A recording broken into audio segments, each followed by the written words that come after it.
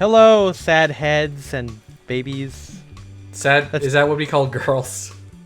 No, I'm actually talking to the youngest demographic of licennership. Freshly born babies. That's right. Newborn babies. You should listen to this show. That's right. We're marked explicit on iTunes, but that E actually stands for Einstein. That's right. Baby Einstein. Baby Einsteins. Today we've got a fun episode for you guys. We are interviewing our good friend John Robinson. He is, we'll talk about it. He's a friend of ours who loves to dress and has really great style. We actually had him over 2 episodes, and so the first episode, like with Young Chomsky, is kind of split into 2. It's split in 2. I mean, it's like it's split 2, just like Unbreakable. That's right. Sorry, Glass. I guess Unbreakable was split like 0.5. Yes. Wait. And then split was. And then split 1. Yeah, that's what I'm saying. It's 0.5. It's like the the prequel. 0.5 1 then 1.5 of a story. Yeah, Glass is 1.5. It's not 2. It's 1.5. There you go. But yeah, we talked to him about his approach to style, his background in creating clothes, what it's like to live in Tradland. It's a really fun one. So I hope you enjoy this episode, and then you'll have to stay tuned for the second part. You'll have to. Which you'll hear about 2 weeks, I guess. So something like that. Yeah, something like that is the name of my latest poem. Something like that. But yeah, let's get into the episode. Okay. And say hi to John. Come on in, John. I gotta play hold on, let me play the intro music. Here we go. Hello, baby. And that's where he plays the intro music.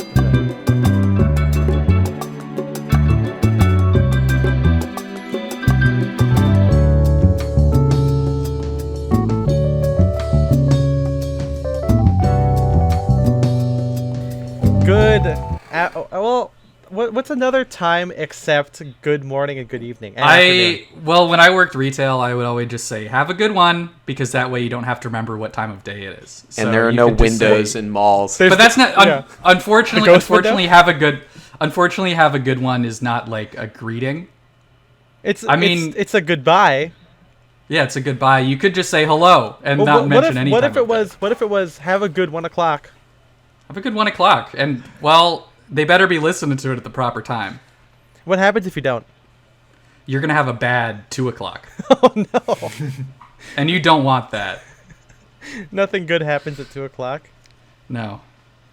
I mean, it's a witching hour. Did you watch How I Met Your Mother? There's like a thing in that show where they say nothing good happens after 2 a.m. Oh, okay. And I'm trying to think, like, has anything awful ever happened to you after 2 a.m.? I woke up. I mean, I don't know. I'm trying to think. Like, I don't think I've ever had something like horrible happen to me after 2 a.m. But yeah. I've been like, if I'm like up past 2 a.m., I'm probably like not in a good mood. Yeah, I'm not. Like I'm I like the porcelain throne at that point. Yeah, I think that there was one time I think in high school where I watched How I Met Your Mother religiously because I love falling in love and shit, right? Like every Sunday morning you would watch it. Oh yeah, absolutely, or I'd stay up. And I remember one time I stayed up past 2 a.m. and it was like one of those like long conversations, and like you like a girl or whatever, and it was like past 2, and I think it kind of got there, and I was like, hey man, do you like me? And she goes like, no, like I like you as a friend. And I'm like, shouldn't have stayed up past 2 o'clock. I wouldn't have had this information. Wasn't worth it. It wasn't worth it to stay up that late. Well, okay, so this is a little personal. The last time I did stay up past 2, or not, I've stayed up past 2. I'm a big old night owl, NO as I call it. But there was one time I couldn't sleep. I don't know what I think anxiety like woke me up, and I ended up like, I don't know what it was. I looked through my old like Facebook messages from like 2010. Oh my god, it was bad, dude. It was like, you're not gonna find anything good in there. Yeah, it was so much of like, hey, you up? Hey, what's like? No, you up? You were that guy? No, dude, I'm awful, man. I'm so bad. Especially like I'm awful. 2012, like, hey, missed you.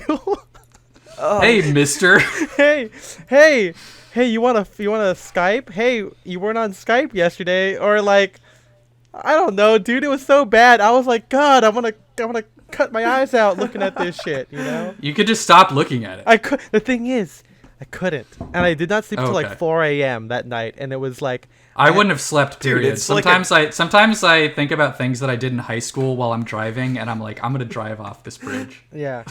It's like a car accident on the freeway, you know. You just Yeah. you gotta Except- look. Yeah, well, it's like it's surreal where like you look and it's like your dead body, like you're Yeah. driving by it, you're like, oh shit, that's me, man. It's Like, morbid curiosity. We can't help it. what if that was MC Hammer? Morbid Curiosity Hammer. How about the Morbid Curiosity Universe, MCU? Ooh. What is Shang-Chi? I'd be more interested in that MCU than the current MCU. What are you morbidly curious about? We're gonna make a whole damn universe about it. Isn't that What If, Spencer? I guess that is what I mean. I wasn't morbidly curious of like what if the Hulk like blew up. Spoilers. Actually, now that I think of it, I guess I would be kind of morbidly curious about what if the Hulk blew up. We're living in the MCU right now. The Yeah, Morbid oh my Curiosity God. universe. We're living in the MCU we always dreamed of. I mean, we've got Live Leak. You know, we've got Watch People Uh-huh. Die. Well, actually, that doesn't exist anymore. How about watch Hulk die? It's just the same clip over and over. It's the same. kind of- I'm morbidly curious about it now that I'm thinking about it. Well, it's kind of like how there's a whole subreddit dedicated to that scene in True Detective with Alexandra. No, that's not her. What's her name? No, it's Alexandra Daddario. Alexandra Yeah. Ambrosio is the Victoria's Secret model, and Yeah, Alexandra Daddario two different. is the one. If women. you guys haven't seen that subreddit, check it out. It's it's real. John, do you know what that is? No. Never mind. You can look it up. There's later. yeah, It's fine. just like- Google Alexandra Daddario True Detective, I guess. Just do Well, it. I know and who you'll- she is. And Yeah. you'll well, if you know who she is, you'll thank me after looking at that. Hey, White Lotus, it's a good show. Oh yeah, I haven't watched it yet. White Lotus. Yeah. Anyway, guys, cold open over. Welcome. I think that was a shorter one. Yeah, well, we got a big episode. We got a big guest today. Big man on campus. BMOC. I guess so. BMOC. As I How call about Big Man on Podcast, BMOP. BMOP. Yeah. BMOP. That sounds like. What if it was like? What if that's your name, but that's the sound you make, like a Pokemon. Like Oh, your name is onomatopoeia? BMOP and you just say BMOP? Yeah, Johnny, can you say BMOP? Did for your me? Bebop. did your parents There you go. Thank did your you. parents name you BMOP, or is it like a mental thing where it's like that's all you could say Well, and you're like Well, this is an important, it's like the penguin. This you is know? an well, I guess the penguin doesn't just say penguin. This Yeah. is an important question in the Pokeverse. People are like, do people give these names to Pokemon and then they suddenly just can only say that word forever? I always assumed that that they said that and that's how they got their names. I don't know why Pikachu gets older and then he can't say Pikachu anymore, but I assume that's just how it works. Yeah. I mean, yeah, I don't know. Like, first off, We're gonna have to get Pokemon- Professor Oak on the podcast. Yeah, I mean, but also, I mean, Pokemon are of the devil. I mean, only God can create things. Our god Arceus. Exactly, not Pokemon, not Pokemon. Yeah. It's Adam and Eve, not Adam and Blastoise. I mean, Gardevoir would be the hottest one. Anyway, if you haven't looked up, hey, first off, look up Alexander Daddario. Okay. Second off, look up Gardevoir. Look up Pokemon Rule 34. You'll thank me later. Mega I Gardevoir. always wonder if like mentor guys listen to this are like, what the fuck? Like, do they get this stuff? Do they know what we're I talking feel like about? it depends on like what age demographic you're in. And we get all age demographics. Yeah, we do. We get all of them. We're top in 18 to 35, and then we're top in 35 to 60. And I'm top at 85 to 60. Yeah, baby.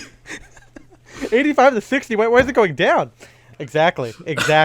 Anyway, welcome to Sound Direction, a mentor podcast with the stuffiness. I am your one of your hosts, Ethan M. Long. I'm your other host, Spencer Oddie. And today, as I said, we got the B-Mop, B-Man on... B-Man? B-Man. By the way, B-Man is a local, like, burger chain in Southern California. I just want to let you guys know. It's like one of those, like, teriyaki deli kind of things.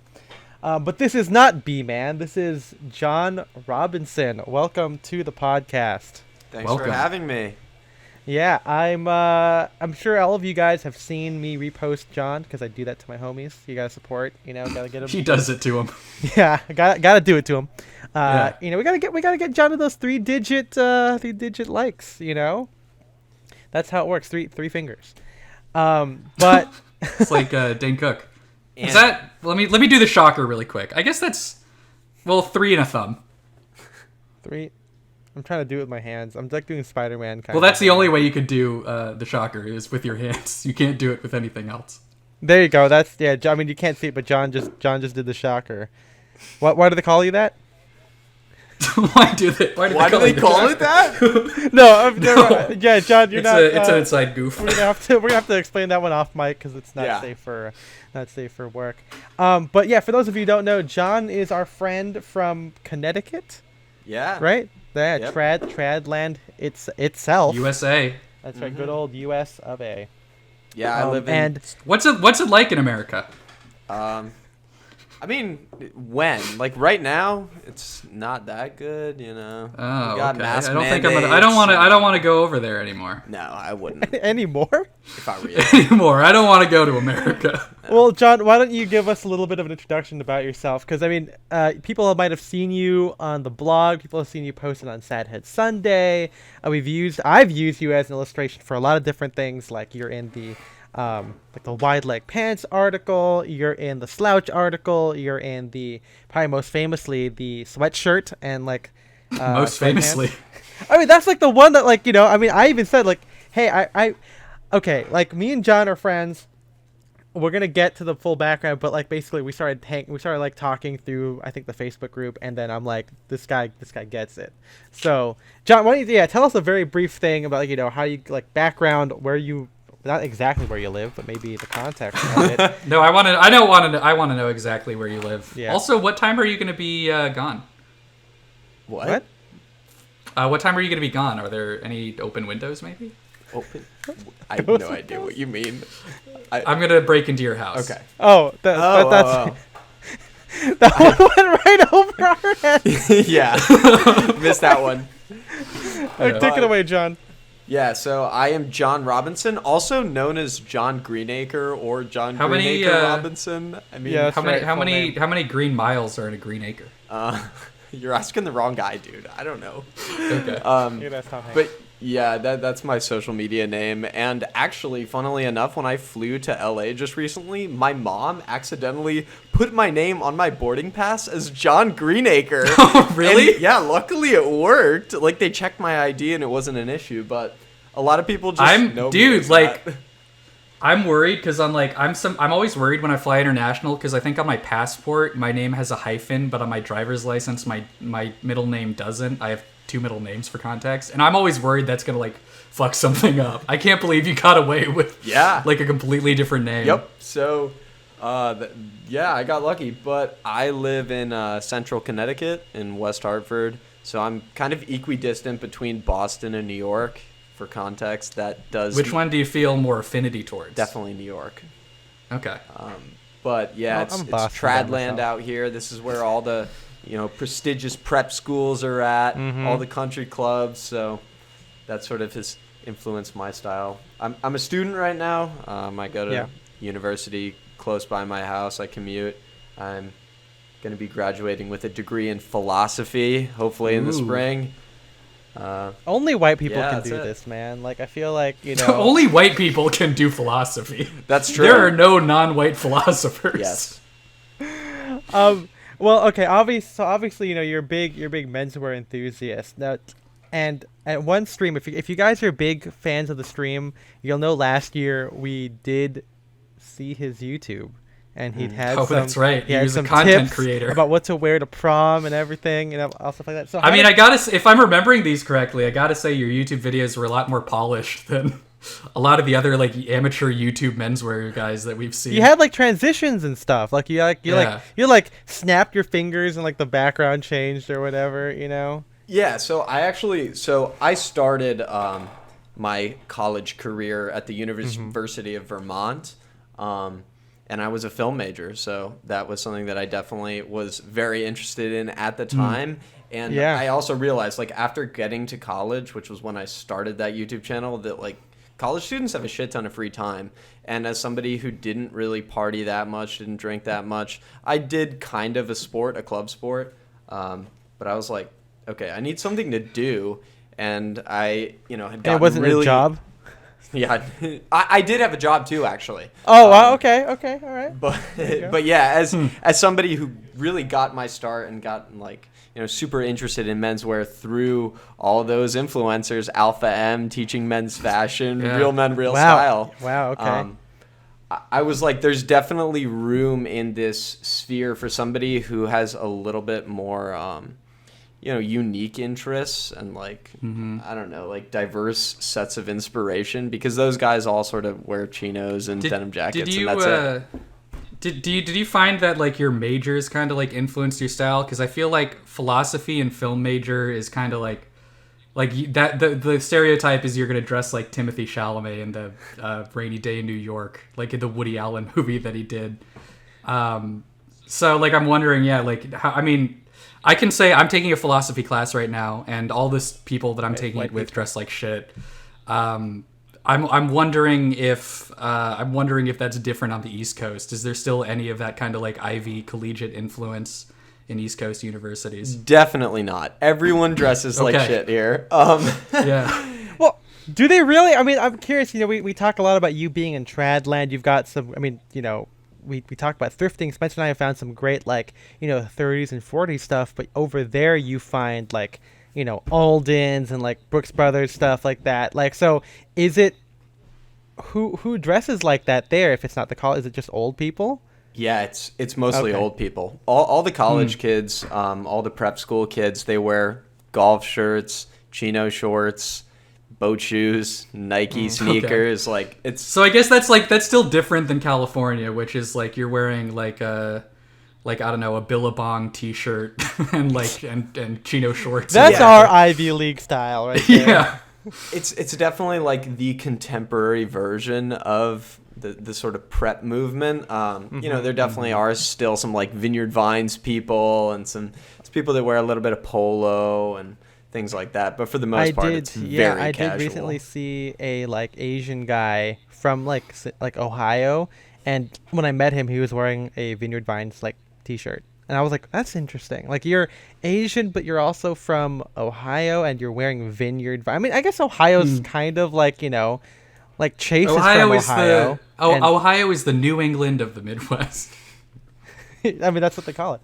But what you said earlier was intriguing, John, when you said like you grew up like looking at like the whole like Alpha M, teaching men's fashion, Real Men, Real Style stuff, but you felt like you had unique interests. What do you mean by that? Like, was it like the style was different, or that you've had a different like life compared to the like machismo manly man thing? Like which or was it both? Well, it is kind of both. So my interest in fashion, I think, stems from the fact that my mom has always been super well dressed, and her style is very much in line with the whole 80s prep kind of thing. So a little bit of background. You're a mom too, right? Yeah, absolutely. She was my mom for those of you who haven't seen my face, I'm Filipino. My mom moved here from the Philippines in like the early 70s, and she like when she picked up that preppy handbook, like obviously like we Spencer and I have talked about this, where it's like postmodern in the sense, like my mom obviously is not waspy or has any kind of attachment, but she really loved like style, and then watching like 80s films, then later on when she became like more of like a mom, or like as she started to do her career, watching Sex and the City, so there's a lot of like early girl boss stuff where like you kind of dress up. So I kind of get that, but I mean, you and your family, like you've been in Connecticut, right? So there's a little bit more like thunder behind stuff, right? And so my mom, a little bit of background, she's of a similar vintage to your mom, I assume. She actually grew up on the Upper East Side in New York, in a rent-controlled walk-up, and she went to private school on scholarship. And so she actually does have that like very Ralph-esque perspective, I think, on the whole waspy trad thing. So she was an outsider, but she always really aspired to, you know, those sorts of equestrian, classical English, classical American styles of dress. Yeah, and I totally. think too, she always talks about how preppy style was really like interesting to her and like well suited to her because she has like traditionally like Scandinavian figure. Like she's very straight up and down, not very curvaceous, and a lot of the silhouettes that like are involved in like trad clothing are, you know, they don't highlight the feminine figure or they don't rely on the feminine figure. They're more focused on like, you know, different patterns, textures, materials and things like that. And so she's always like in a weird way dressed kind of menswear adjacent. And so for me, that was a huge influence. That's cool. I think the interesting thing about like I don't know, like Ivy style for women is it's still like a lot of it is still just based on like menswear pieces, and yeah. So I mean, hey, take that Ivy style. I don't know why I'm saying take that Ivy style. I don't think they refute that, but I'll say for other reasons, take that Ivy style. Yeah. So at what point, obviously, like, you know, same here. My mom was super into it. Like, at what point did you start doing it like yourself? You know, taking it out of, you know, dressing with the way your parents want to the way that you wanted to. Yeah. So, I mean, honestly, my parents were always like very supportive of whatever I wanted to wear. But when I was younger, I think like a lot of us, I wasn't always comfortable with actually fully expressing myself and experimenting with those types of clothing just because, you know, like I said, most kids were wearing chinos and boat shoes or Nikes or whatever. And that definitely is a more formal, but it's also just like a more intentional look. And I never wanted to stand out. I never wanted to be that guy. When I was in high school, people knew me as somebody that was interested in fashion, but it's not like I was showing up in a shirt and tie to school every day.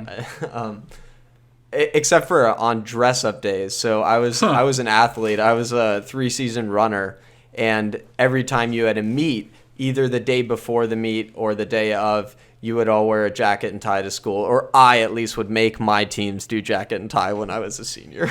See, okay, like, again, no offense to you jock guys, but like, see, I feel like you get a pass if you're an athlete and you wear that shit. Like, it's... You definitely do. Yeah, I mean, I'm just looking, like, people knew me as a fashion guy kind of like near like my senior year, and it wasn't cool, you know? Like, but and I think that maybe the difference is like I always saw it from like a vintage kind of lens. There's like a picture of me wearing like a fedora and an overcoat. And then the round John Lennon sunglasses, because that's not what it's not gangster. It's what Sherlock Holmes wore in the 2011 film Sherlock Holmes with Robert Downey Jr. But no one gets that, and so you're, you know. Yeah, I think I was afforded a little bit more freedom to like experiment with my style because of my privileged identities. You know, I was an athlete. I'm obviously a white guy. I'm, you know, I don't think I'm bad. It doesn't looking. have I'm the not same really context. I am weird, but I'm not that weird. Thanks, John. Yeah, I appreciate. Well, no, because there always is that kid at pretty much every high school that's like the weird kid who wears suits, you know. And I'm not saying that was you, but I guess when I say weird, I mean like socially inept. And there's nothing wrong with that. I did say there's a famous clip on Twitch saying after school I would bring my Legos to play by myself because that sounds weird, but like I didn't have any friends. So I would just bring the X-Wing with me, and I would, you know, make little mock battle dioramas by myself. And, you know. Hey, I do all that shit too. I just hid it when I was in high school. See, yeah, I wish I was cool enough to hide it. Yeah. So okay, so when hide everything. Don't let anybody know anything about your life. Well, you know, there's a whole Christian song about why you shouldn't hide the don't let Satan blow it out. Remember that song? Yeah. I do. Yeah. John's like, what is this? Are you Christian? Or did you grow? Is that like a thing? Culturally, I guess. But you never heard that song? On Easter and Christmas. That's okay. It. I mean, I feel like if you like actually sang it, you might. Yeah, I don't even. It's like this. Well, it's just this little line of mine. I know that song. Oh yeah, that's the reference I was doing. I didn't know there were satanic references in that song. Well, it's not the thing. It's the idea that you're not supposed to hide it. Like, this is a light of mine, and you're supposed to say, "Don't let Satan blow it out." We gotta stop doing this. We gotta stop doing this. Yeah. When's our annual or our like monthly Jonah reference to VeggieTales? That's all you. Yeah. So, okay. So you're doing these videos and stuff like that. But when did the blog start getting to like? When did the blog kind of come onto your radar? And not saying that I'm responsible for everything, but like at what stage did your style go from like maybe taking influences from teaching men's fashion to I mean we've talked about Chad Park in the Army for a long time. When did that stuff start getting in there? Yeah, I think that was after I left UVM. I took some time off. I took a year off, worked a couple different jobs. And during that time, I think social media honestly just ramped up and the algorithms got really good. And I started getting suggested stuff from like Drake's. I found out who like Jason Jules was. I found out who like Chad Park was. Thank you, Al G. Wow. Pretty much all algorithm, I think. And, finding those pages, you look through their followers, you look through who's been liking and commenting, who's been tagged. And I'm not actually sure how I found the blog, but I started reading the blog first and then realized there was a Facebook group, or maybe the Facebook group was made, and I joined that. And yeah, I mean, then we started talking. I posted fits in there all the time. I almost never post fits in there anymore because we post on the Discord. But yeah, I think I remember some of that stuff. Like you would. But I correct me if I'm wrong. Were you already posting high-waisted stuff, or were you already into that at the time you first started posting? Yeah, because I don't think I actually started posting any fits in the Facebook group until I'd been reading the blog for a pretty long time. And during that time, you kind of knew what you were getting into, kind of. Yeah. And during that time of reading the blog, that's when like my thrifting was just ridiculously out of control. Like I would go to thrift stores all around my area, like several times a week, and I was always picking stuff up, and I was able to use my tailoring skill to avoid the tailoring tax. And my wardrobe at that time was burgeoning. So speaking of like I guess your tailoring skill, so when did you start actually like making stuff? Because obviously for those of you who don't know, John makes a lot of the stuff. Yeah, he's made a couple like of pants, jackets. What else am I missing? Shirts? Have you made shirts? I have, yeah. Hey, shirts. He's made a lot of stuff. He's made like Spirit Point College. He's made like a DB work suit. He's done patchwork, twill pants, I think, or what. I've done patchwork twill pants and a patchwork jacket. Oh, that's right. Yeah, there you go. So if you haven't seen it all on John's IG or whatever, he's done a lot. So was that also at the same time, or like how was that? That was going? during the YouTube days that my sewing obsession began.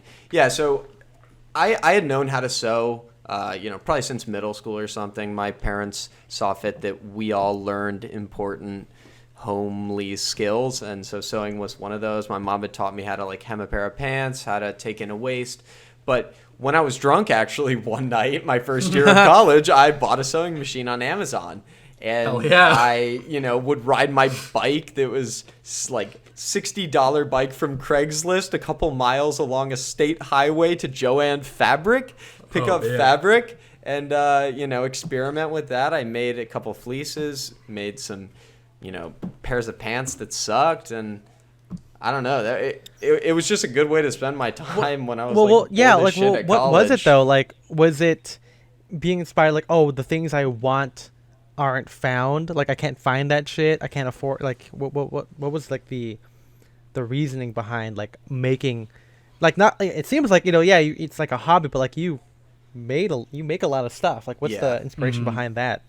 At first, I mean, it's hard for me to remember at this point. It was like 4 years ago when I really got into it. But I think a large part of my desire to make things was the desire for details that you couldn't really find elsewhere. Mainly being high-waisted pants. Like now I feel like there are a lot better options, and I'm willing to spend more money because I feel like my tastes have refined themselves to the point where I'm not just throwing away money. Right. but yeah, I definitely wanted to make high-rise stuff, and then later on I really wanted to experiment with things like belt backs, action backs, interesting pleating, and that was all stuff that like definitely at the time, like 4 years ago, you needed to go to a bespoke tailor to get that stuff. I feel like just even within the past couple of years, the options and the details that you see in ready-to-wear menswear have just like exploded. Yeah, they're a lot better. It's still a lot of the options you still have are prohibitively expensive for sure. You know, guys in college. So I think learning how to make your own stuff is I think that's a very financially wise decision. I mean, it's like I know some basic sewing skills, but I would like to learn how to actually make something. Like I've never thought about making anything because I feel like I've gotten pretty lucky to find what I've wanted, and obviously like I think internalized like, oh, if I can't find it, just it's not meant for me to wear it. But I do think a lot of people like who pursue tailoring as, you know, first as a hobby, maybe they start getting into it, is like they can't afford the stuff, and so they learn how to make it themselves. You know, a couple of people, I met like one person who like learned how to make shoes in college. Like I think like they took like a summer abroad. They like, you know, begged like some artisan somewhere, and like they like stayed with them and they like apprenticed and made shoes. And like now, I mean, leather is still expensive, or good leather is still expensive, but like they learned how to do it, you know, or they I think Nikki from Articles of Style also did a thing where like they like, you know, trained with like a tailor one time abroad. So like it's pretty cool for like college people to kind of get into it. I don't know if that's how the tailoring industry is going to be saved, you know, because it's kind of tough, and the, you know, the salaries are kind of tough, but yeah, but you don't have that. You don't have that like desire to like do that full time, or like to be like a, you know, a tailor as your career, I guess. Yeah, just for me as a person, I've always like found a lot of joy in creating. I love, you know, having an idea, having a concept, and actually like manifesting it physically. And so that was just another iteration of that desire. Like I for the longest time was super into woodworking, and like, you know, I Renaissance man over here. A little bit. I mean, I just like creating things. And so I'm always like, when I see something that I feel like I could make, I'm sort of fascinated with like deconstructing the process and trying to do it myself. I always figure like I can do it, you know? That's such a big thing that you know, and we'll talk about how you and I kind of share the same wavelength on certain things. But like, I'm the same way with like music. Like I feel like, you know, we've talked about that whole music episode, but like the reason I listen to a lot of film score is because like I know eventually I can like replicate this or use the ideas in something, you know. I mean, I think pared down, it's like I want to write a Bond score. Like that's like what that sounds like normally, but then it's like, oh no, I want to use the techniques that John Barry is doing in, you know, fucking Diamonds Are Forever, and then like, you know, translate it, because I know I know I can do it. So that's an interesting way to kind of approach creating clothing, you know, or any kind of creative endeavor. Like I'm the same thing with like when I see, we talked about this in the photography episode, Spencer, where like I'm like, oh, I can shoot like that. Like I can do that kind of stuff, and or find my way of doing it. Like that's like a big thing of, you know, every kind of creative endeavor. Yeah, and it sounds like our process is somewhat similar in the fact that it's very imitative. I mean, the way that I started constructing garments was not by buying patterns and following the instructions. It was by taking a look at my J. Crew chinos, you know, turning them inside out and being like, how did they do this? You know, I can see this is folded this way. I can see this was clearly sewn in this order. And then from there, I took those, I laid them out on big pieces of newspaper, I drew them out, and then modified them to sort of, you know, give myself the high rise that I wanted, or to give more room through the leg. But it was this like, in many ways, imitative process, and that's how I like to learn. Absolutely. You know, I think like it's fun to look at it from like the end product rather than seeing like the pattern. Like I think with like film score, like nowadays there's a lot of this is Ethan talk now, but like there is like YouTube channels that do score reductions where they take like a cue and then they like they download like, you know, like the actual composer sheet with like everything on like, you know, on like the big staff, like, you know, however many instruments are, and then they pare it down to just like lines of like strings, brass, so it's easy for you to understand. I feel like if I started with that today, maybe my composing style would be different. But before, I would like just go at the piano, like, okay, how do I make this sound? or it's the same thing with like I don't really like infographics for like clothing. I rather just like see in my closet how I can put things together and like, okay, well this looks 30s to me, and this is how I would do it, instead of like, oh, here's the checklist of everything I need to replicate this whole thing. I feel like I could be this way, I don't know, with like movies, because I guess we could get into this in the cinematic way of thinking episode, but like when I like read books or anything, I can like very clearly like see scenes in my head. Like I think very visually in a way that I've discovered that some people don't. But the problem is I'm different. Making movies, you need millions of dollars. Unfortunately, yeah, you can't. So it's not something. You can't do your hobby. You can't do. I can't. It's like I could if I wanted to just make like student films, but I don't want to do that. Well, it's like we've talked about before. Where like most student films are the same. They're so contrived and so like kind of meh, And that's not to say that there aren't that there aren't good student films, but like most of what you see.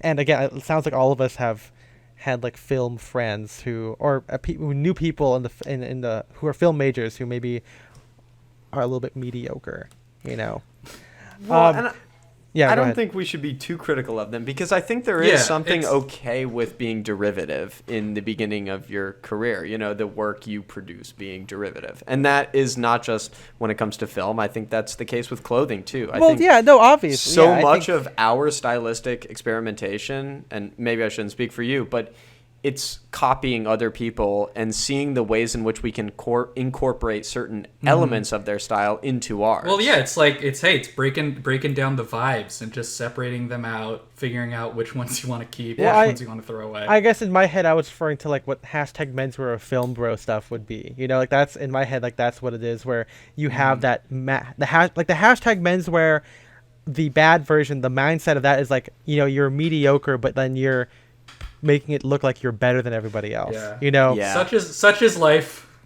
And that is definitely that's a film school kid stereotype. When you like I remember being like, we watched we had like a film competition at my college, and there was one. It's called and this is not Such Is Life. It was called Not a Through Street, which is like come on, dude. And like it was like some monologue and then like flashes of like streets, and like it ends on like the sign that says like not a through street.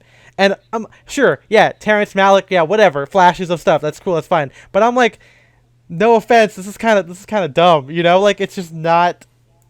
It just feels contrived. And again, like you said, there's nothing wrong with being super contrived, but it's like at the end, I remember talking to the guy. He's like, "Oh, well, they just don't get the art," and I'm like, "All right, dude, all right, let's calm down a little bit, Yeah, it's like when you do something really basic, but then you think that you're doing something incredible. I feel like, I don't know. We had that whole. Did we actually talk about this on stream, or was this just a private discussion? No. The whole stream is called "Why It's Not Interesting That You Dress Basic." Well, I was gonna say, like, I think if you were just starting out in like classic menswear, like, and you're doing the security guard like navy jacket, gray pants, I think that's okay as long as you're not like, I'm really innovating here. Like, if you're starting out and just trying to figure out the basics, like, I don't know, just I think we've talked about this before, but just self-awareness. I mean, but like this is what happens across every like creative outlet, right? Like there are people like, oh, using jazz chords, but like not in jazz. It's like, like that's like music theory, man. Like it's like totally normal, But so to bring this back to like actual menswear and clothing. So you talk about like being derivative and like copying stuff, and we've all done it. Spencer and I've talked about like, oh, we're just doing like Drake's, or we're just doing Bryson's, everything. But what could you say like now we're talking about now? What is your like inspirations, and how would you describe the way that you dress? And I know it's a loaded question, but this is your opportunity to kind of like dive deep into it, because it changes every day for all of us, But go in. It definitely does, and I think I have a relatively diverse set of influences. But at the end of the day, like I always go back to a navy blazer and jeans, and I feel like that's that illustrates pretty well what my style is. Yeah. Like I definitely have that backbone of prep trad, And then I like to infuse elements of like workwear and, Americana, milsurp a little bit, and in general keep it kind of casual, like, or at least casual in my mind. But I mean, over the course of my style journey, I've definitely dipped into like, rugged ivy, Japanese ivy, very preppy, sort of like a lot of rep ties, bright colored chinos, tons of OCBDs. But at this point, Classics. Yeah, I feel like definitely this summer I was traveling a lot. I was lucky enough to do a lot of traveling, and it forced me to think about what pieces I really want to bring places, because like you only have so much room in your luggage. And so I found myself gravitating, more and more toward like jeans, blazers, and then like OCBDs in white and blue, and then really basic plain ties. And for me, I feel like that all works because it gives you this like sort of situational versatility. I hate to be that guy, but it is kind of the boardroom to the bar mentality. I like to feel like I'm always, somewhat appropriately dressed for where I'm at. I get that, yeah. And simultaneously, like, not sacrificing my own POV, I like to wear jackets even when, literally no one else is wearing a jacket. I still like to wear a jacket. I think they're dumbasses because I mean, it's like so cliche to say, but it's like sport coats, like blazers, suits, like very flattering. I feel like I'm just like dressing on easy mode when I put on like a blazer. I'm like, yeah, this looks good. For sure. And but, I mean, go ahead. I'm somebody that like has definitely struggled with my body image, and a blazer is kind of like armor-esque. You put it on and you always feel like you look good because it structures you. You don't structure it. So. Right. No, that's interesting. But like, talking about like rugged ivy and all that kind of different stuff. I'm curious. We've just had an episode. I mean, you haven't heard it yet, but in the timeline it's come out. But we talked about like archiving your clothing and everything like that. Do you feel like, as your mood changes, do you feel like you have to buy new things, or do you think are you able to kind of use what you have to evoke different moods? Talk about versatility. I am at the point now where my wardrobe is big enough that for the most part That's what we kind of came manifest to, yeah, I can wardrobes. manifest my mood. Just this morning my clothing rack that I keep in my room fell over, and I think all my clothes are still in a pile because it happened just before we started recording. Oh, Jesus. So that's I have too many clothes. I think we all have too many clothes. Yeah. Although I did, like yesterday or the day before, drop off a bunch of stuff at Goodwill, and I was very proud of myself. I dropped off Nerf guns. Hell yeah. That was like one of my things. But diving deeper into your style, like, you talk about like, being in trad land and everything like that. But, looking at your actual style, you don't dress like, Berkeley breeds or whatever. Like, there is a lot of like kind of nuance there that's not exactly like trad. And by that I mean like, it's, pleats versus flat fronts, but like, you're doing like high-waisted stuff, slouchy shoulders. You're wearing, like you're wearing collar bar with certain, or spear points, camp collar shirts. How does that kind of all factor into, your tradland background? Is it like, do you think that you're kind of rebelling against this idea of trad in your area, or are you like, do you also like just vintage stuff? Like, how does all the inspiration kind of come together? Yeah, that's a good question. I mean, thank you. I do definitely just like vintage pieces. I think they're really interesting. I've always liked things that feel Can you very say why? unique. Oh, it's okay. Yeah, it's the uniqueness of it. It's the fact that, nobody is going to have that exact shirt in that exact fabric. That has always appealed to me.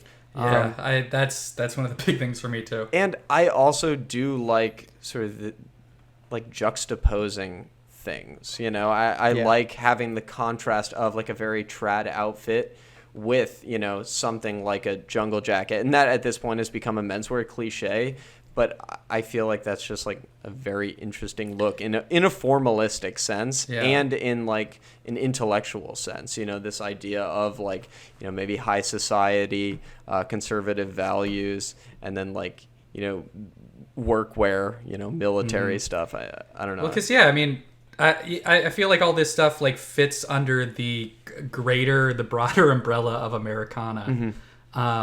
So it all just kind of like fits together in a way that I really like. I mean, yeah, I do the same thing. Like a lot of my style is mixing of like workwear and Ivy and military stuff, and yeah, I like it just because it's American style. It's maybe not like the most like, I don't know, I would say it's pretty classic because everything I'm wearing is like vintage. So And Right. honestly, at the end of the day, I just like kind of am an enthusiast, and I'm a little bit of a collector. I like clothes Yeah, in same. We are themselves, and so collectors, yeah, like just I just like having a lot of clothes. I like having a lot of different clothes. I like being able to, feel like I'm expressing the mood that I'm in, or I don't know, cosplay the current inspiration in my head. Regardless of whether or not that's somebody that's going to be uber trad or very vintage or very Western or whatever. How do you differentiate between all those inspirations? Like, I mean, I think this is something that's Spencer and I get asked, and maybe we can't even answer. But like, where does the inspiration stop? How do you know how it applies to you? Like, and we'll answer that first. I got a follow up after that one. Well, So yeah, go- it comes down kind of to what you guys have talked about before about this question of authenticity and like whether or Right. not authenticity is even a real thing. I think Yeah. as long as you like the way it looks and you feel confident in it, then it's authentic, And there are some days where I'll put on like, a Western shirt and like jeans and be like, this feels so freaking costumey to me because I'm not like in a Western mood. But there are other days where I'll put that on and I'll be like, hell yeah, this feels right today. And so, yeah. And I mean, something that you do that Ethan, I think you go farther with this than Ethan and I do, because sometimes you wear, I mean, you picked up the frames with the like just clear lenses or whatever from old focals. yeah. Which I don't think Ethan and I did we talk about like wearing fake glasses on the authenticity episode? No, but I mean, I need glasses, so I can't. Do that. Yeah, I don't need glasses. For a long time, I always I kind of wished I had worn. I needed glasses because Okay, of all right. the Let me character just check your in privilege, National right? Treasure, Yeah. who wears the comic relief character. I thought he was funny, and I'm like, oh, I wish I wore glasses. But still, I could never do the clear lenses thing. At We're first, just it outing definitely John right felt, At first, it definitely felt a little bit weird doing that.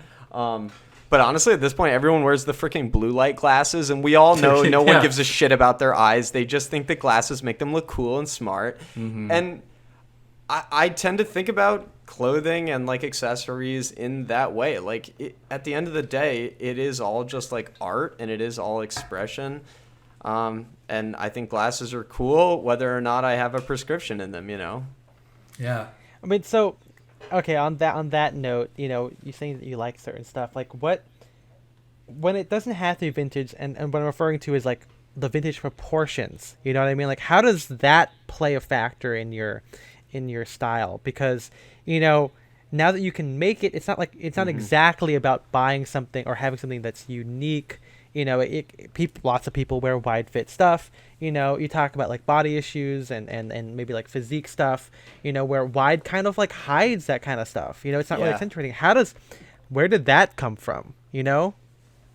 I think it does sort of stem from my like somewhat formalistic perspective on clothing and art. Like I just like Okay. things that look pretty, and depending on where I'm at, psychologically, like certain things are going to look prettier than others. And that's why, Right. yeah, like I think, you guys have discussed at length that vintage has now just become like an influence on your personal taste, and you actually care more about the details in a vintage garment than you do about the fact that it's vintage itself. Yeah. Like when I buy a belt back jacket that's vintage, I care about the belt back. I don't care about the fact that it has moth holes and that it has personality, quote unquote. I mean, there are definitely some pieces where I feel like that personality and that authenticity does give them some kind of value. Something like a jungle jacket. I'm never going to buy a tailor's version of a jungle jacket or OG 107 trousers, because I feel like there is something necessary in their, vintageness. Whereas Right. with certain pieces of tailoring, it's about the silhouette, I like wide leg trousers, whether or not they're from the 1930s or I made them. And so like yeah, being able to either make them myself or commission them, I feel like that's going to give me the same like level of value than like a vintage piece would, or as a vintage piece would, you know. Yeah, I mean, I think it's really interesting that you've kind of embraced the wide leg look, and simultaneously, you're also, you're quite young with this, it's not exactly I mean, I guess maybe now it's cool, but like, if you wear it with a tie, people might not get it as much as like, all those wide leg plants that you're seeing on like TikTok or whatever. So how does it feel like being, I mean, you're younger than me and Spencer, so like it's kind of interesting to see like this maturity and in your POV and such great style. How does that factor into, your life as you're not even graduated college yet, you know? I mean, if I'm being honest, I get compliments on like all of my weirdly sort of sculpted garments, like wide legs. People always think wide legs are really cool. Like, okay. People think like my belt back stuff is cool. Like, so it's not like I'm fighting against the grain, but I don't know. I feel like, to me, there's just like some sort of architectural beauty or like geometric beauty in wide leg pants. I love the way that they drape. I love the way that they feel like they're somewhat independent of my body. Like they're a form in themselves. They have that clean line down the front.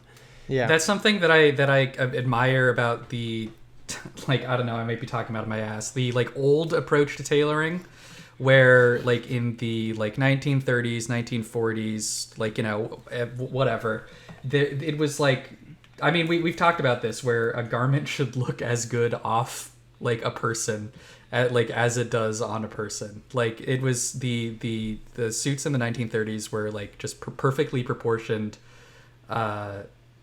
Did I just lose Wi-Fi? No. Okay, so everything froze for a second, sorry.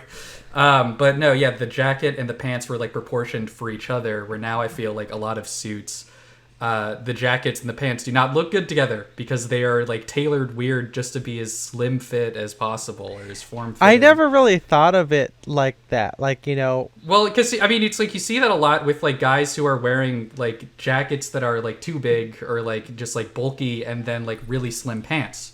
Where like, before it was like you had like the suit was supposed to give you a specific shape. Right.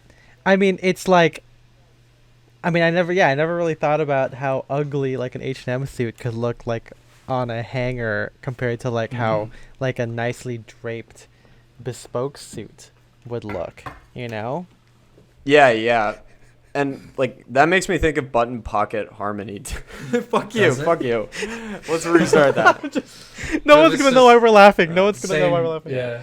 Yeah. So button pocket harmony. Go ahead.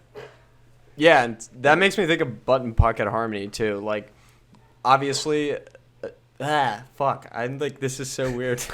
No, don't worry. No, I get it. Like when you look at the garment standing there on its own, like you want it to look like a piece of art. It's like it's the same thing as like having a silhouette, right? Where, it just lines up. And for some reason, okay. Well, first off, to answer Aldous' question, do you think button pocket harmony should be applied to double-breasted jackets? Yes, I need there to be button pocket harmony. That's different. On a double-breasted jacket. All right. Wait, is that like a place we can start at? Well, no. We're talking about this, but it's like, I mean, so I don't feel like there needs to be on double-breasted. Yeah, for me, the more important thing with double-breasted jackets is I think the lapel, like the lapel shape. Mm-hmm. But that's it. I don't want it to be a low buttoning stance, but if it's like a couple millimeters off, I don't mind. Yeah, again, like the thing is with double-breasted jackets is that when you have it be inharmonious, it doesn't necessarily mean you have a low buttoning stance. But with single-breasted jackets, usually that's the case, in conjunction with the jacket just being straight up too short. I've seen good examples of DBs that are inharmonious compared to not that many good examples of single-breasted jackets that are inharmonious. It's just weird. I think that there's two different things. But I mean, I'm sure, John, when as you're creating these things, I'm sure you pay a lot more attention to like where things line up, because you've like made double-breasted jackets, you've made pants, You've made have you made single-breasted jackets too? I have, yes. See, what have you not made? I don't know. I don't think I've made any ties. I feel like that's that easy. seems. Yeah, I was gonna say that seems like the easiest thing. Yeah. Yeah. I've thought about I remember a while back on like Etsy I found like a necktie pattern from like 1937. Yeah. And I'm like, oh, if I buy this, I could make any tie that I want for the rest of my life. Yeah. But the thing I with didn't. ties is you need cool fabric, and so like unless you have some really interesting it's silk. like, yeah, exactly. And it's like exactly. you can't. Yeah, that's not a thing you can go to like Joann's. Yeah. For and get the right necktie. And I don't want Joann's fabric ties. You know, no No. offense to those like iGent Etsy, Dapper Day vendor kind of stuff. I'm like just not like that's not what I like from a tie. By the way, John, do you have any preferences on ties? Anything like that you like or? Yeah. Because I mean, you said that you were into like bold or like rep stripes before. Are you still in that mood? Yeah, I still really like reps. I mean, if I'm going for a sort of trad Ivy look, I'm definitely gonna go with a rep. I have like Can't go wrong. 100 reps. But other than that, I do 100 reps. Oh every yeah. morning. I actually do. I do 100 push-ups every morning. Hey, I was well. Now I feel like I should actually do it. Drop and give me 100. But yeah, I like 30s and 40s ties. Other than that, I mean, Yeah, I'm wearing a 40s tie right now because they're short and they have like very minimal or no lining, so you get a nice tight knot, which looks really good if you have an OCVD with a roll. And yeah. But okay, wait, you made the great transition because it's like throughout like our online friendship that thankfully we got to meet in person for the first time this past summer, it's like you and I are like on and Spencer too, like we're on like a very similar wavelength. Like you just get it, like when you're wearing, like it wasn't just like, oh, this guy's wearing belt backs, but it's like, oh, like when we talk about like the proportions of stuff, or even like the connotations things can have, like you are like tapped in. And it's like, it's like we got this from collecting like 80-year-old like 1930s, 1940s vintage clothing. Yeah. And like being part of like a vintage scene, but you just kind of came to it like mostly on your own, which is pretty cool. I think the fundamental similarity between us and our approach is our nerdiness. Like we nerd out over these things. We think about them in similar ways. We're obsessed with the details. We're obsessed with the connotations. I know you lay out outfits like on your hanger. I'm always writing them down in my phone, and I'll lay them out on the floor. Maybe it's just this is like nerdy maybe mentality. This is something that you are just mentality. born with. Because I remember before I like even got into like fashion when I was in like preschool and like like preschool, like younger.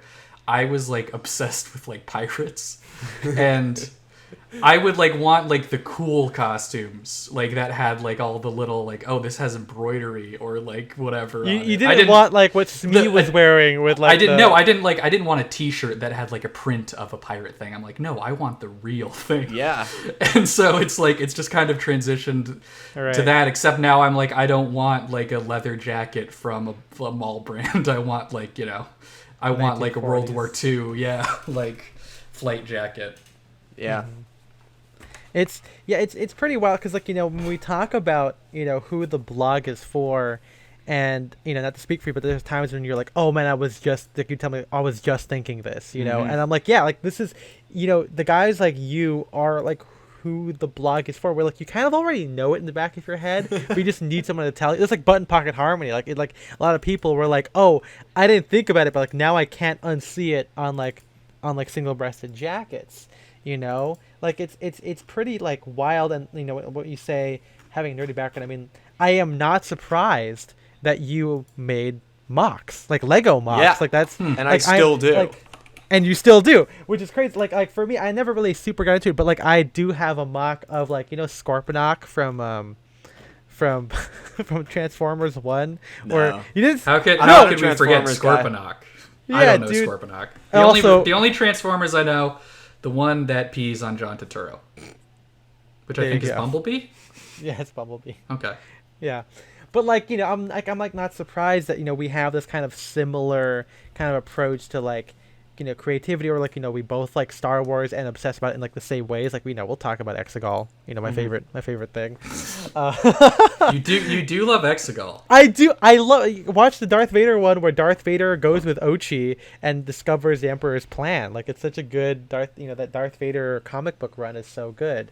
But it's fascinating how like as I'm like wearing like somber stuff, you're like, dude, yeah, and we both are like Jay Muser. Well, right? yeah, like, and I think it's because we're probably tapped into a lot of the same like people and inspiration streams, just like digitally. But yeah, I think we tend to like analyze them in a very similar way. And I mean, maybe I shouldn't speak for you, but I obsess over this stuff. Like, to me, I always describe like menswear as like my biggest hobby or my biggest passion. And it's not just like a passion that I engage in when I wake up in the morning and put my clothes on. Like all day long, I'm like thinking about it. I go on my Instagram and I see some pictures and I see the sort of general trends that are happening. And, I'm always thinking about it. And I'm always like, you're always keeping up with trends. Oh, yeah. I mean, and thinking about the ways that they work with my personal style and my personal like approach to dressing. And I think since we do have a very similar way of like, I don't know, our approach to dressing, we just tend to be on the same wavelength. Did you always have a middle part?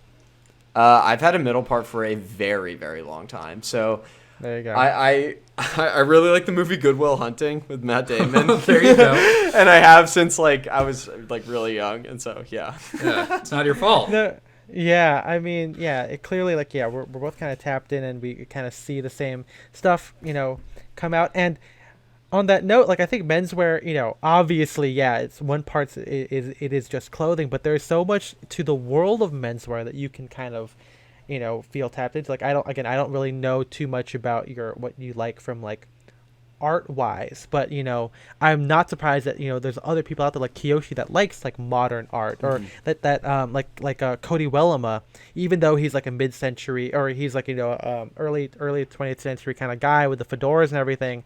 He still likes like Joseph Albers, who is a very modernist painter. It's all the squares and the gradients and everything like that. So it's like there is like this common like holistic menswear approach that is really cool. And I think one last thing before we get into like the bigger topic is like the idea of photography. And it's like when you start getting into it, like obviously there's a fit pick part of it, but then I'm noticing like you bring like I do, you bring the camera places, you find where the light is. Like, do you mind talking a little bit about like your your photography journey a little bit? Yeah, I mean, on and off, I've been interested in photography for a really long time. Both my sister and my brother are pretty good photographers, and I'm maybe now at the same level that they are, but it's always just been something that I've kind of transiently been interested in. And getting into menswear as much as I have in the past couple of years, that's definitely made me refocus in on photography, just because I love taking good fit pics. And then beyond that, it's just gotten me to have a very good fit pick stage or fit pick location. For those who don't follow me, I take like basically the same fit pick every day. It's just like we have a little table out on my patio, and there are two chairs, and I stand in between the two chairs, and regardless of whether it's raining or sun's shining or it's cloudy or whatever, I take my fit pick right there. And but I have been trying to branch out and like take fit picks in more interesting locations, and it's just sort of gotten me into photography more broadly too. Like I've always liked like food photography and like sort of more architectural, more abstract photography. I love like photographing the way that light moves and like light highlights objects, and I don't know, it's I mean, I mean, and I just love menswear. I will say, I'm just an aesthete. Like I care about the way that things look. Exactly. I like how shit looks, and I think I like tend to look at the world through like an artist's or a photographer's eye, in the sense that I'm always looking for beauty in places. And maybe that sounds really stupid, but I mean, I think I'm with you there. Like I mean, I've talked about this where I'm not. I think most of my energy goes to clothing, but I also like really care about like I have opinions about architecture and art and design and all this stuff. So do I. I want things to look good. Yeah, we're aesthetes. Yeah. Yeah, assholes. Yeah, that too. But I mean, one thing I think that kind of brought this up is Mike, when we were walking back to the car after getting ice cream after our trivia thing, we were talking about Michael asked like, how are you so good at posing just naturally? And like, do you mind talking a little bit about what we said? Because like when you said it, I was like, yeah, dude, John gets how to pose, But you were saying about how it's like kind of being elegant and like everything. Yeah. Right. Well, yeah, exactly. So taking as many fit pics as I have, I've started to realize that there are like certain positions and certain ways of standing that either flatter me or flatter clothing. And it goes beyond fit pics. Like, I try to live my life so that if there were a camera always present, I would always look good. And so it comes into the way that I sit, the way that I, carry my head. I kind of get that. The way that I gesticulate. It's like, it's, Is this American Psycho? Is this American Psycho right now? Like, if you do it long enough, it just kind of becomes natural. Exactly. And so it sounds very like fake, but it's like it's the same way that we approach clothing. Like when we cosplay Brycelands, the first time you do it, it might be cosplay. The first time that I pose in a certain way or hold my drink in a certain way, it does feel like sort of it's contrived. not that it's just like it's just like clothing helps you kind of portray the image that you want other people to perceive you as. Yeah. And I think if you when I get dressed in with a mindset like I want to look like if I'm getting dressed to do something for work or do something as a writing thing, I want to look professional and I want to look like I'm confident and I know what I'm doing. And if I'm standing there and I'm my fucking feet are pointed together and I'm looking all nervous, it just doesn't work. So I feel and you have to twiddling your hands. Yeah, you have to I don't know, it's like you have to I want to have the right attitude to match my clothes. And going back to what I was saying about trying to find beauty and how I'm always looking for beauty in life, I do believe in trying to create a beautiful existence for yourself. And it sounds so fucking stupid me saying it. And you're a philosophy major? Okay, I got you. So maybe that makes sense. I mean, it's like, I think I totally get where you guys are both coming from.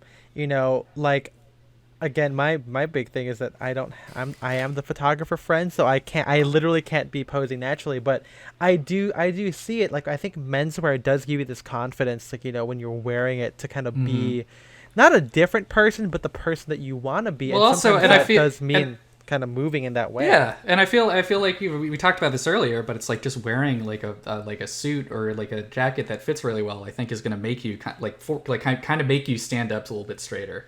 And I think that people who don't necessarily wear suiting, but all the stuff on TikTok, there is a sense of menswear too, that I always see, the vague notion of oh yeah, the wide drapey fits, and these guys feel like they're on TikTok or throwing fits. They kind of move. I mean, throwing fits might be the more silly aspect of it, but you're still taking advantage of how a garment is. These loose shorts, or the blousey shirts and everything. So I totally get that. I wish more guys out there kind of got what you were saying, John, about kind of living life in that kind of way.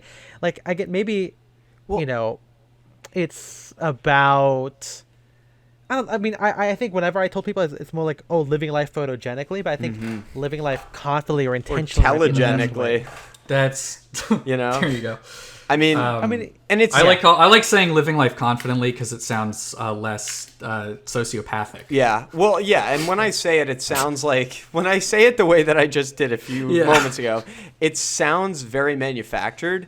But I think it's only sounds that way because it's it's not. I think it's that people talk about it that way. Yeah, because and we all go through our lives trying to look good. It's just how tapped into that are you?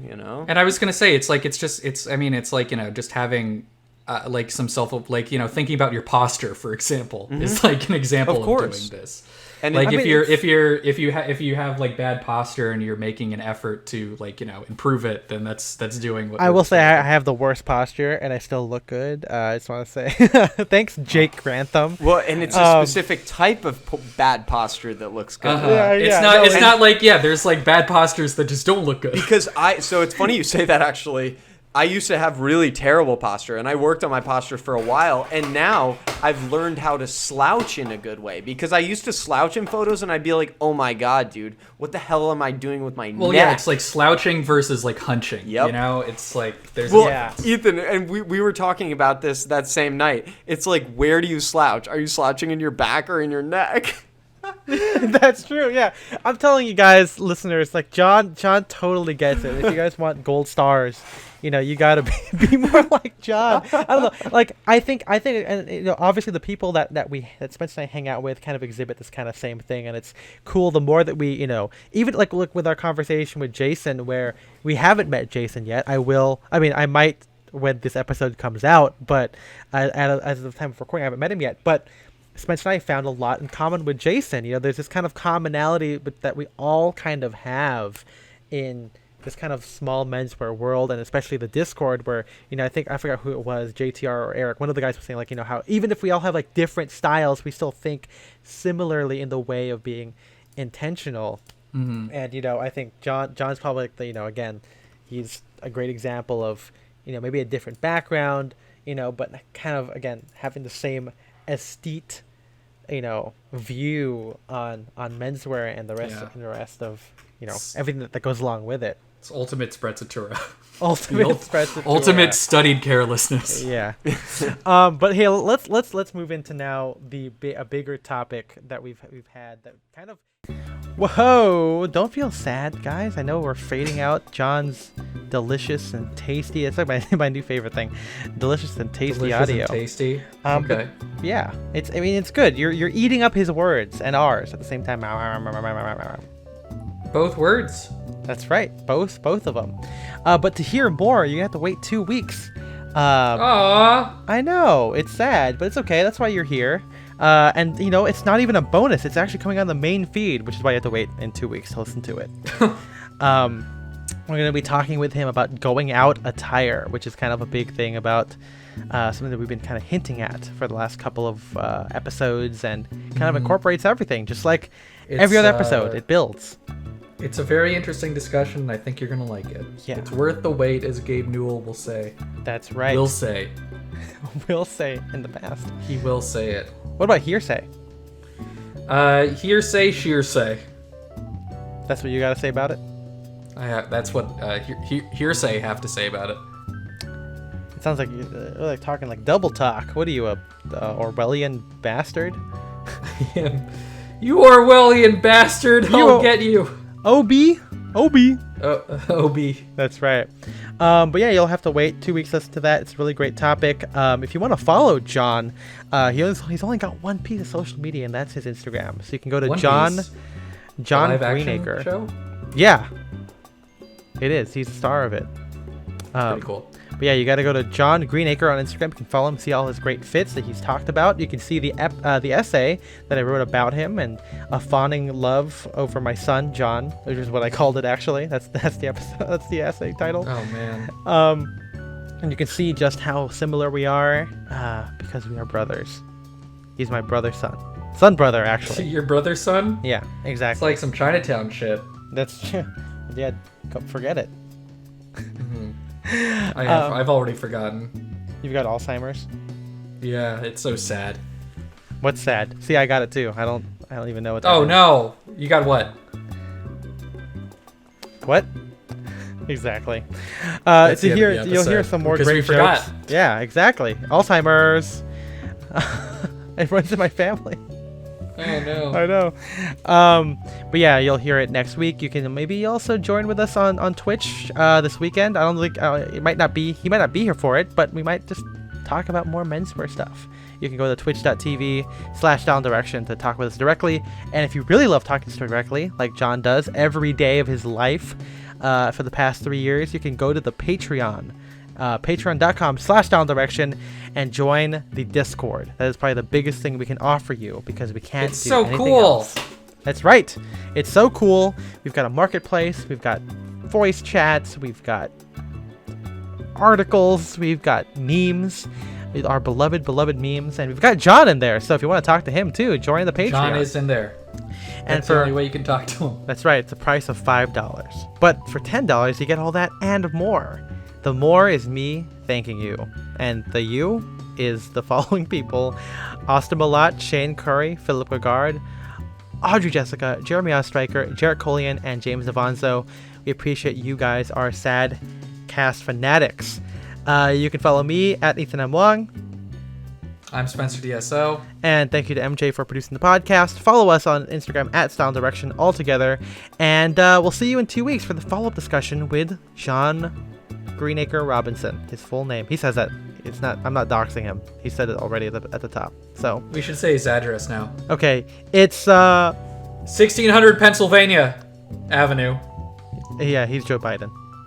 He's Joe Biden. Joe, didn't we say that? Like, oh, I think Isabel said that old Cap looks like Joe Biden, and I'm like, yeah, he kind of does. Yeah. Yeah. Do you think they did that on purpose? Yeah, Maybe they were do. implying Well, that Joe Biden is Captain America. I mean, he time traveled. We don't know when. Joe Biden did time travel. That's right. Yeah, he fell asleep, and then little Sleepy Joe, and then he woke up in the Avengers universe. Hey, Jack, you got a damn Hulk. Hey, Jack, I need the Infinity Stones, and you need to give him to me. Wait, he's evil? I'm trying to just do his like weird whisper thing that he does sometimes when he's trying to make a point. Oh yeah. I need the Infinity Stones to save the world. Save the world. It's important. Yeah. We'll see you guys in 2 weeks. Bye bye. Bye bye.